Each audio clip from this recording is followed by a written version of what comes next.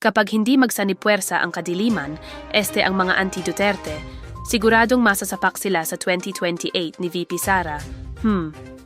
Alamin ang sinabi ng professor mula Okta Research.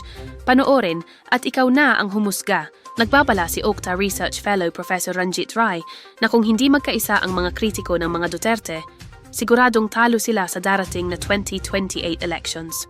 The anti-Duterte forces, if they don't unite, they're going to lose. That's it, that's simple. Ani Rai sa isang panayam. Ayon sa kanya, malinaw na may malaking kalamangan ang kampo ng Duterte dahil sa matatag na political machinery na napatunayan na sa mga nagdaang halalan. The Duterte side, it's pretty clear they're in the lead, dagdag pa ni Rai. Giit ng eksperto, habang nagsisimula ng magkonsolida ang Duterte camp bilang paghahanda sa 2028, ang hanay naman ng oposisyon ay nananatiling hati at walang malinaw na direksyon. Para kay Rai, kung hindi magbabago ang ganitong sitwasyon, uulit lang daw ang kasaysayan, kung saan nanalo muli ang mga Duterte dahil sa pagkakawatak-watak ng kanilang mga kalaban. Tanong sa viewers, ikaw, sa tingin mo ba may pag-asa pang magkaisa ang oposisyon?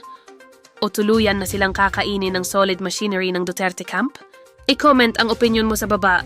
Like kung tingin mo malabo nilang matalo si VP Sara, share. Para mas maraming Pilipino ang mamulat sa realidad ng politika, at follow para sa mga balitang di natatakot kumalabit sa katotohanan. Labada time? O mas masarap kaya family time? Dito sa Savian Instafresh Laundry Shop, kami na ang gagawa ng dirty work para ikaw focus lang sa bonding with your loved ones. Hindi lang clean and fresh ang damit mo, hassle-free pa ang buhay mo. At guess what? May loyalty card promo pa. On your 5th laundry, may 80 pesos discount ka agad. Sulit, di ba? Visit us at Building 8A4, Bahay Caridad, Bayani Street, Quezon City. Tawag o text lang sa 0949-136-1539. Savian Instafresh. More time sa saya, less time sa labada.